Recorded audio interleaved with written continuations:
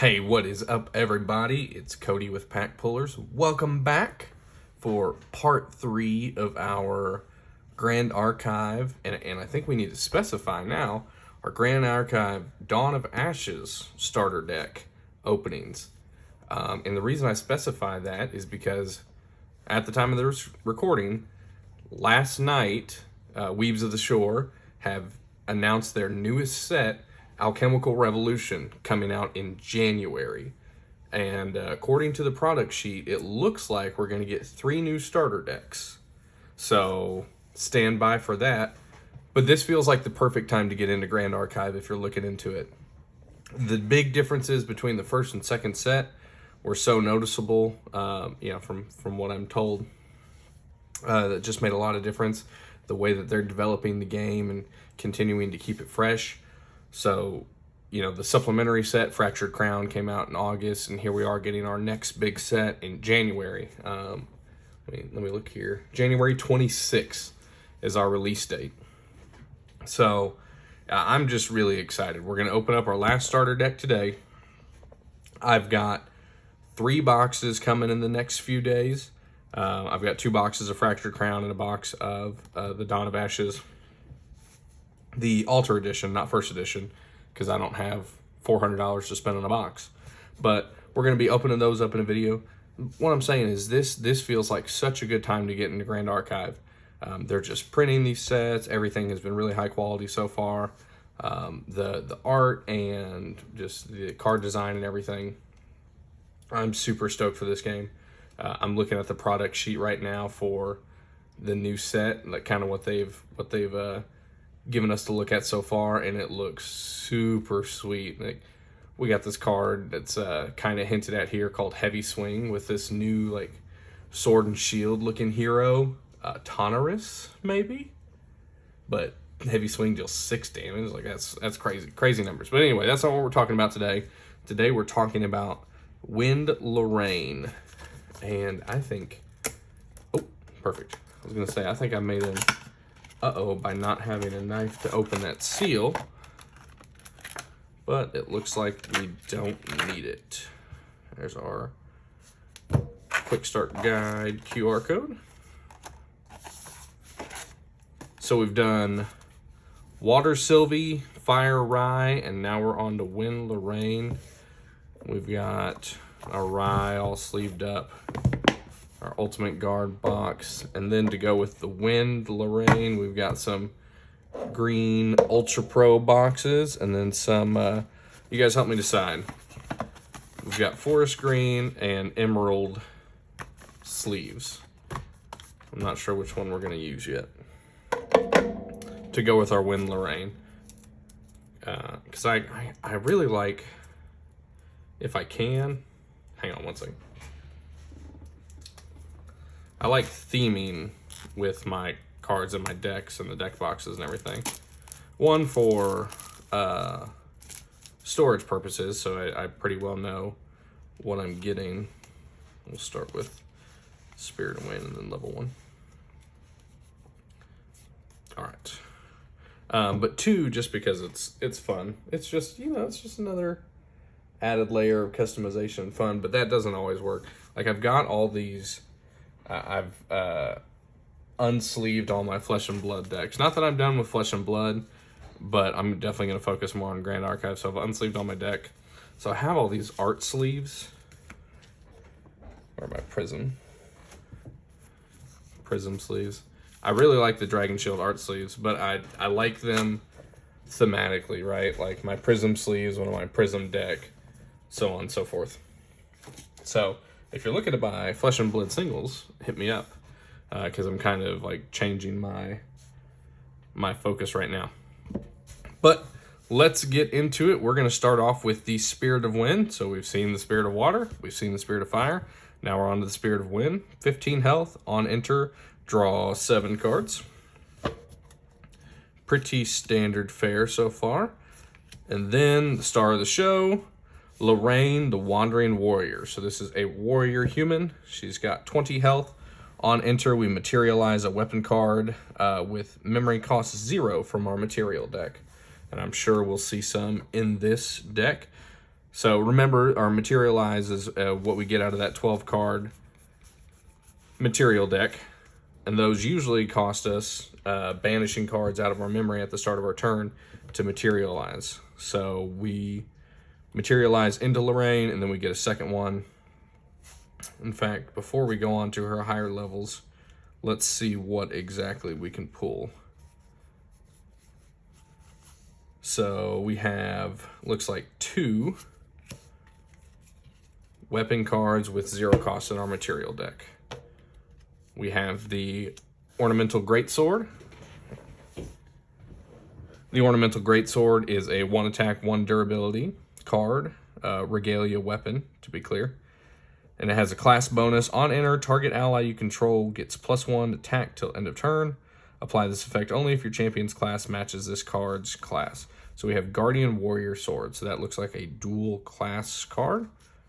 Our level 1 Lorraine is a warrior, so she would match that class bonus.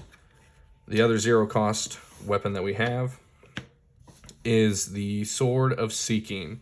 It is a warrior sword. It has class bonus. So again, our warrior hero would fit that bonus. And it has True Sight. Attacks using this weapon can target units with stealth. Apply this effect only if your champion's class matches that card's class. And that is 1 attack and 2 durability. So whenever we decide to declare an attack with our weapon, we lose a durability counter. I know there are ways to add durability counters. So without those, the Ornamental Greatsword is going to be 1 damage. Sword of Seeking is going to be 2 damage, split over 2 turns, unless you have a way to add durability counters to these. But that's pretty sweet. We come in with Lorraine, we grab a Sword of Seeking or an Ornamental Greatsword, and then we can either push a little bit of damage. I don't think you'd want to push damage, though. I mean, I'm taking a guess, and I'm going to say that this is going to be an aggressive deck. I don't know that for sure, but I'm going to take a guess. So maybe pushing that damage is good, but I think it'd probably be better used for a little bit of control. Just, there will be matchups where that 1 damage make a difference, but, with that 1 damage better be suited to take out a enemy unit and save yourself from taking damage over many turns. Let's move on. Let's look at level 2, Lorraine Blade Master. There we go. So Lorraine lineage, so you can only evolve into this hero if you had the first level Lorraine. Level 2 hero with 24 health. On enter until end of turn, Lorraine's attacks get +2 and on kill draw a card. Now that's nice. I don't know if there's a way, maybe we'll see it in this deck, if there's a way to attack multiple times in a turn. But even off the bat, if you've held on to your weapon, you can, that's maybe when you want to start pushing that damage. There's a big difference between 1 damage and 3 damage. All right, and now we have level 3 Lorraine Crux Knight. Now, important thing here is this enables the Crux element. So with this starter deck, we started with Wind. Level 1 Lorraine is normal.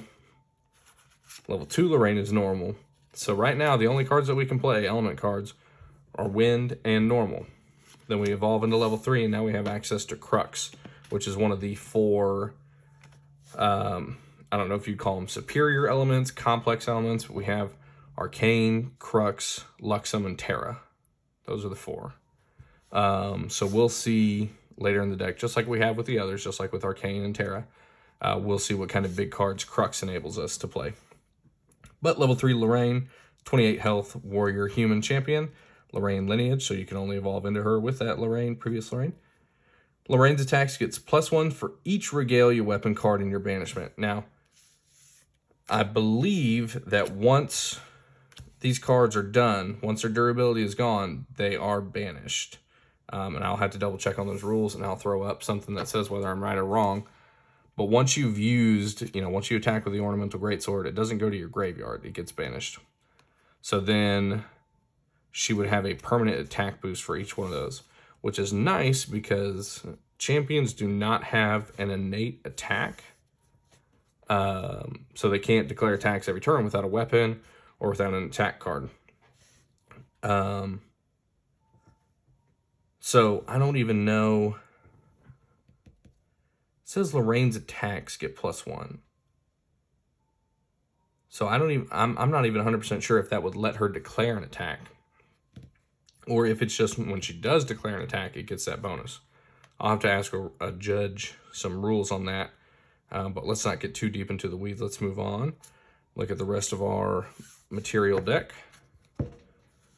We have a Bauble of Abundance. Bauble of Abundance, you banish it. Each player draws a card.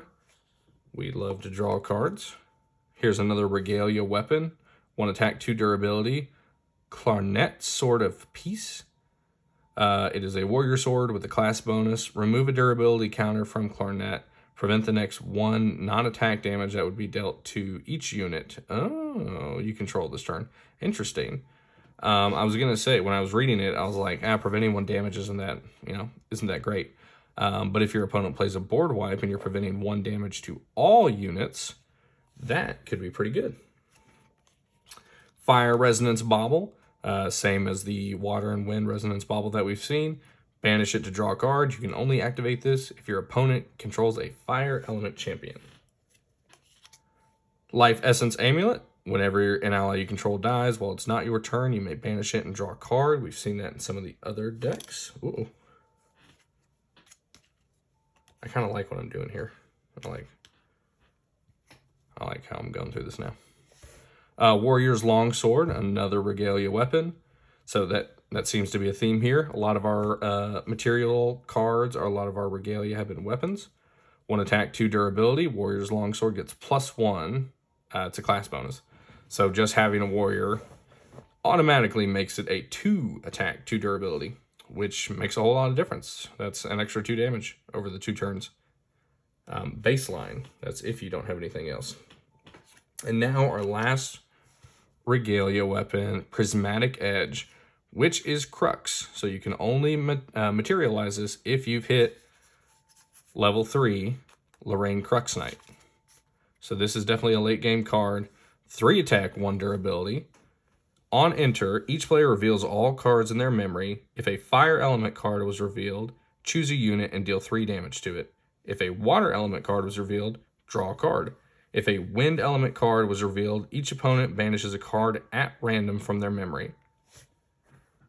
The way this reads, I would say that multiples of these can be affected at once. So each player, so both players are going to reveal everything. And I think you could have all 3 of these activate and not just 1.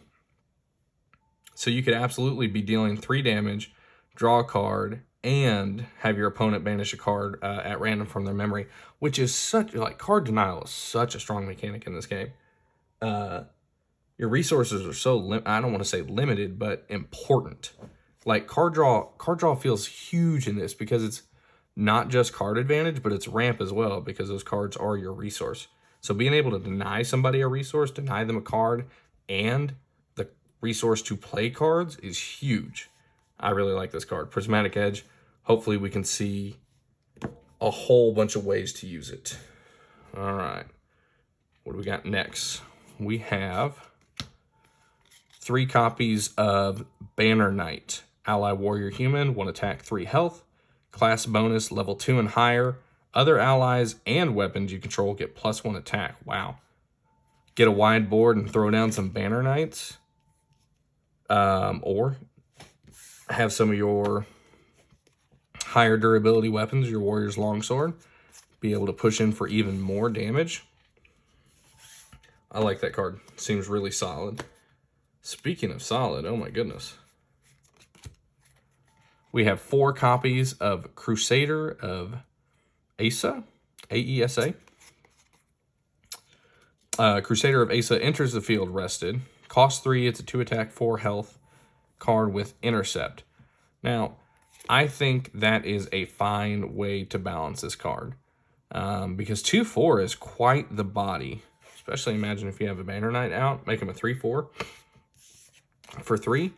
And 4 seems to be a very important number when it comes to health in this game.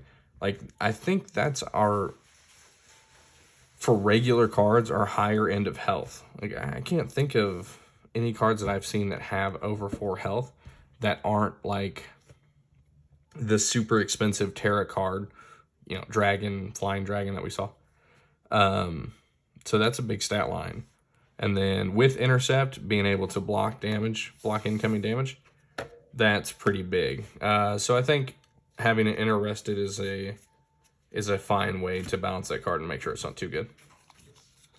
Next up, we have Deflecting Edge, a action, Warrior Sword reaction. At fast speed, always good. This card costs 1 less to activate if you control a sword weapon, which seems pretty important considering it only cost 1. Prevent the next 3 damage that would be dealt to target unit this turn. Target unit is an important distinction because that is any unit. It's not your champion, it's not a ally, but it's either one. So yeah, that could be 0 cost, prevent 3 damage. You could look at it as 0 cost, heal 3. Seems pretty solid.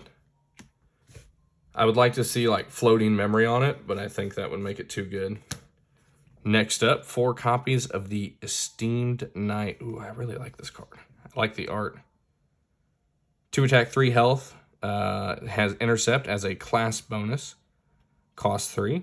Seems like a solid card. Now,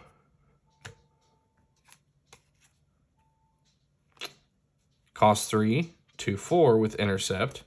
Cost 3, 2/3 with intercept. But this one enters the battlefield rested. Interesting.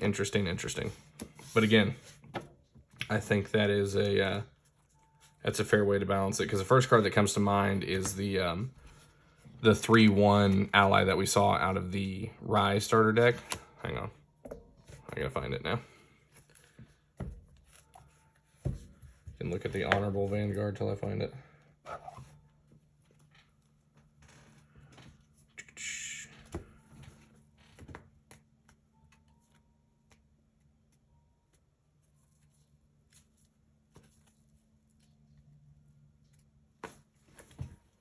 Where are you? There we are. Blitzmage. 3/1. So that 2/4 stat line means a lot against a 3/1. 2/3 stat line, not so much. So important numbers. And that's one of my favorite things about playing a new card game is like trying to find all the intricacies of it. You know, the way that they have decided to balance it, which one is just fun for me, and 2 important for if you decide you want to get into competitive play. But next up, we have the Honorable Vanguard. 2 costs, 1 attack, 2 health, floating memory. Great early game card. Get in some damage. When they remove it, you get floating memory. Floating memory is so good. Anything with floating memory is almost automatically a good card in my mind. 3 cost, Inspiring Call, a warrior skill. At fast speed, this card costs 2 less to activate if your champion has attacked this turn. Allies you control get +1 until end of turn. Draw a card into your memory. Wow. I don't think we've seen like a super stuff to make a super wide board so far, but we've seen wide board support, right? Imagine you have the Banner Knight and you get off an Inspiring Call, which could only cost 1. You know, if you attack with your hero first, which isn't a hard thing to do, it's just order. So attack with your hero first, play the Inspiring Call for 1, buff up your whole board. If you have a Banner Knight on board, that's, you know, +2 attack to all your guys except for the Banner Knight, and you get to draw a card into your memory. Straight up drawing a card would be better, but that's probably why it doesn't just say straight up draw a card. But put it into your memory. You're going to have it next turn. That's always great. All right, 1 cost, Opening Cut, Warrior Sword attack. It's 1 damage. As long as you have exactly 1 card in your memory, Opening Cut gets +2. Okay, I mean, play this first, right? Put 1 card in your memory, play Opening Cut, which is that flavor, like the name of it, Opening Cut. This is your opening card in your turn. You're going to put 1 card into your memory. You're going to play the Opening Cut because it costs 1. It's going to deal 3 damage. And then you're going to go about the rest of your turn. Very, very well named. I like that a lot. Right. Next up, we have 3 of Savage Slash.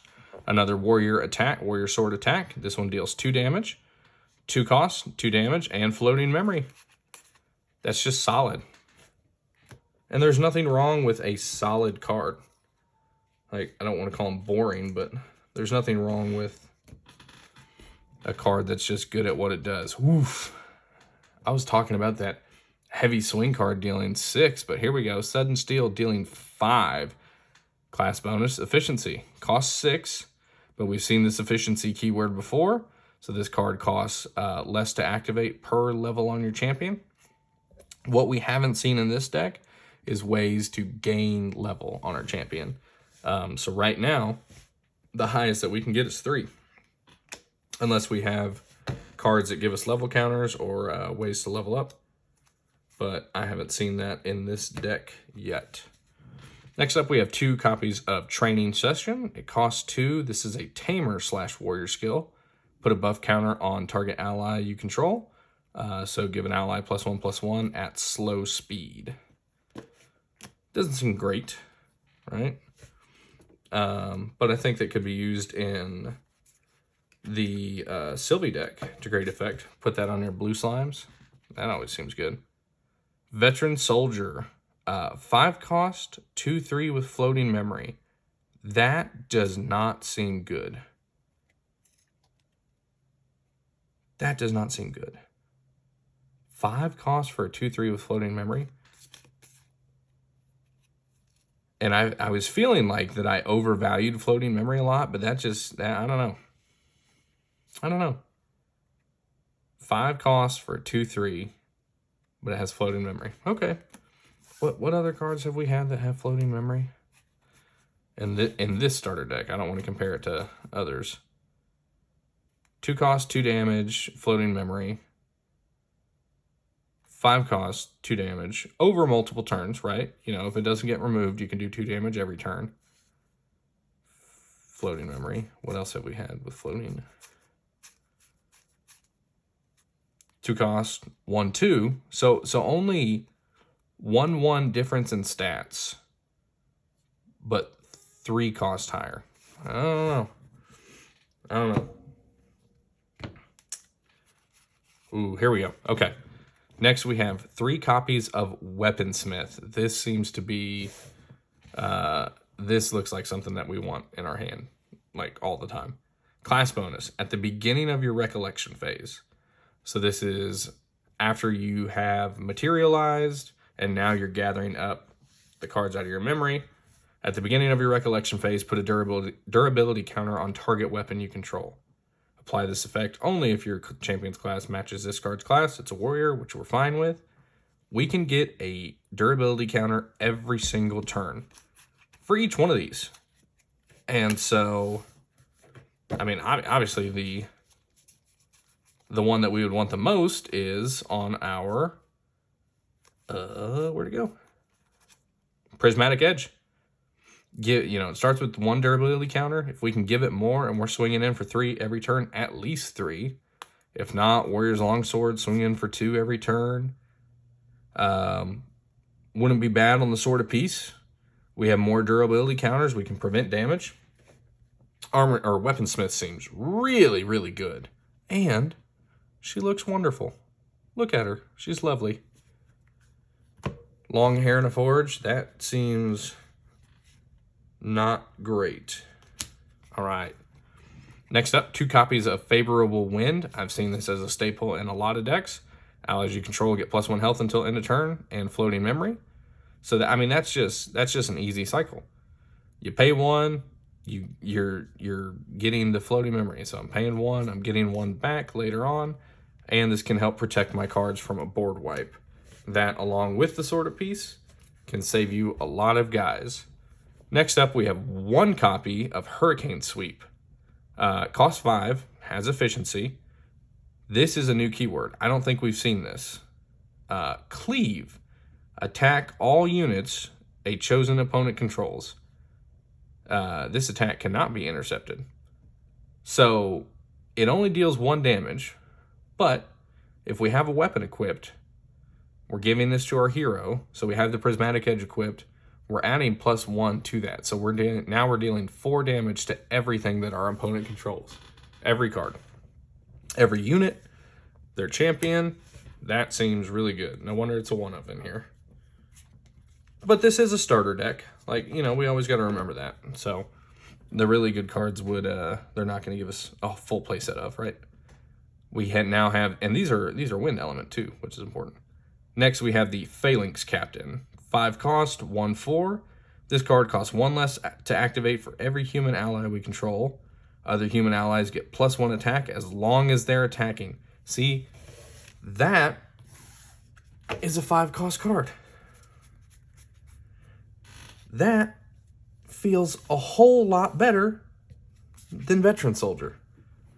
I am much happier to pay 5 for the 1/4 that gives all my guys 1 attack whenever they're attacking versus the 2/3, right? And I might not even be paying 5 for this. I might not even be paying anything for this because it costs 1 less for every human I control. I like Phalanx Captain, but again, that's why we only have 1. That is a bummer. Next up, we have 2 copies of Reclaim. Return target ally you control to its owner's hand, floating memory. Okay, so this is fast. I think we're using this in response to targeted removal. Yeah. They go to attack one of our guys, or they go to target it with a spell to remove somebody. Maybe our Phalanx Captain we only have 1 of. In response, we're going to pay 2, and we're going to bounce it back to our hand and protect it. Next up, we have a full playset. We have 4 copies of Swift Recruit, a 1/2 with Intercept and Floating Memory. Let's see, we had a 1/2 earlier with Floating Memory, but I don't think it had an Intercept, right? Yep, Honorable Vanguard. So, Intercept is really good. Play it early, swing in for some damage. 'Cause I don't even think we've talked about this. So for those of you coming from Magic the Gathering or things like that, cards do not have Summoning Sickness in Grand Archive. So your allies can't attack the turn that they are played. But, so say I play the Swift Recruit, I swing for the 1. Now the Intercept cannot be used. The character can't be rested, right? So if you want to block the damage, you can't attack with them. But always like to see it, block some damage, and then have the Floating Memory. Floating Memory is great. Next up, we have 2 copies of Wind Cutter. Ranger Warrior Sword. Let's see here. 2 cost, 1 damage on hit, reveal a card at random from your memory. If that card is a wind element, put a Wind Cutter into your memory. Oh, put Wind Cutter. I was like, how do you put a Wind Cutter? Put this card into your memory. See, that's great. Now you're playing it every turn. Maybe you're playing it every turn, but you're not losing the resource. It's going right back into your resource pool. That's huge. Here we go. Is everything left Crux? Everything left is Crux. All right, so we haven't seen Crux cards before, so let's check this out. First one, 0 cost, Crux Knight. At fast speed, it's a mage spell. You may pay an additional 2 as you activate this card. If you do, banish this card as it resolves. Okay. Sorry, there's no... I thought there was punctuation there, and there wasn't. All right. You may pay an additional 2 as you activate this card. If you do, banish this card as it resolves. Then, return a Crux element card from your graveyard to your hand and draw a card. So, a little bit of graveyard played there. 2 cost. So, you can either cycle it. So, at fast speed, maybe at the end of your opponent's turn, Crux Knight, draw 2 cards. Or you can pay the 2 and then return cards back from your graveyard. You could even Crux Knight, let it resolve. Next turn, start of my turn, I'm going to Crux Knight, pay the extra. I'm going to bounce Crux Knight back to my hand and then start recycling them like that. And then have this kind of draw engine going on where you keep drawing these cards. But that's probably not the best use case. And we'll see that as we look at the rest of these Crux cards that we have. Next one, we have 1 cost, Spirit Blade Ascension. Fast spell, warrior spell. As an additional cost to activate this card, return a sword regalia you own to your material deck. Choose a sword regalia from your material deck or banishment and put it onto the field. Okay. So this is always drawing our Crux sword, right? This is always searching for Prismatic Edge. We've used Prismatic Edge. It's been destroyed. It's been banished. Whatever. This is going to fish it out. Because Crux Knight cannot pull our Prismatic Edge. Like we talked about earlier, when the weapon is done, it's banished. Sorry, I got something on my mat here. Whenever the weapon is done, it's banished, so it wouldn't go to the graveyard, so Crux Knight wouldn't be able to dig for it. However, Spirit Blade Ascension would be able to dig for it at fast speed. Play this at the end of your opponent's turn, get your weapon, have the effect go off. Now it's my turn. I'm able to use said weapon. That seems really good. That seems really good. And I think the phrasing here, choose as an additional cost to cast this turn, or as an additional cost to cast this card, activate it, return a sword regalia you own to your material deck. I think what that means is one that is currently out on the field in play, you have to bounce that back to your material deck. Which is fine. We can do that. All right, next up, Spirit Blade Dispersion. Remove all durability counters from any amount of sword weapons you control, which tells me an interesting thing, that we can have multiple weapons out on the same time.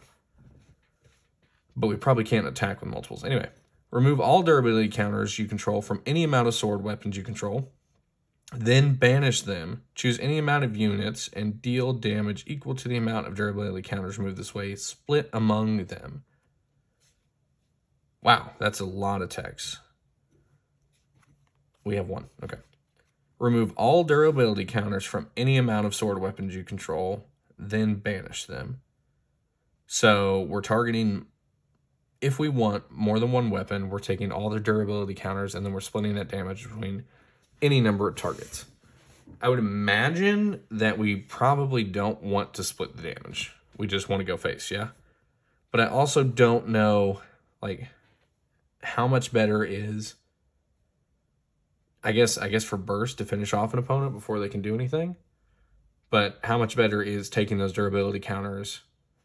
Like, even if it's a 1 damage weapon, I'm going to be dealing the same amount of damage with those counters. Oh, yeah, but it's over a period of turns. So I guess it's just burst. Spirit Blade Ghost Strike. 1 damage. On attack, you may banish a card from your material deck. If you do, your champion's attack gets +1 till end of turn. So you can only do it once, right? But we have 3 of those. So a nice little boost. I just don't know how good banishing cards from our material deck is. But I could be wrong. Spirit Blade Infusion costs 2. This card costs 2 less to activate if your champion has dealt damage this turn. Until end of turn, target sword weapon gets +3, and on champion hit, draw a card. Has dealt attack damage this turn, so... Ooh, we have 3 of those, wow. But is there a way... Can our champion can't do attack damage multiple times in a turn, right? Unless Spirit's Blessing. As an additional cost to activate this card, return a regalia you control to its owner's materials deck. Wake your champion up, draw a card. That is how you attack multiple times in a turn. You're going to attack, rest your champion, Spirit's Blessing, wake your champion up, attack again. That's how you do it. Interesting. Okay, so let's find our favorite cards out of this deck. And we're back. All right, last time we looked at 4 cards. This time we're only going to look at 3. Not that there aren't other cards that I like, but I think these 3 cards really encapsulate what this deck wants to do. You have the Phalanx Captain. That 1 costs less for your wide board, and 2, buffs your wide board. That's really great synergy. That's really great flavor. I love it. Prismatic Edge is like the heart and soul of doing big damage with our weapons. And then the Weaponsmith is all about putting the durability counters on our weapons so we can do big damage with the weapons. If I had to add anything else in here, unfortunately we only have one of it, but I would add the Hurricane Sweep. Hurricane Sweep, you know, playing that in tandem with something like, oh gosh, where'd it go?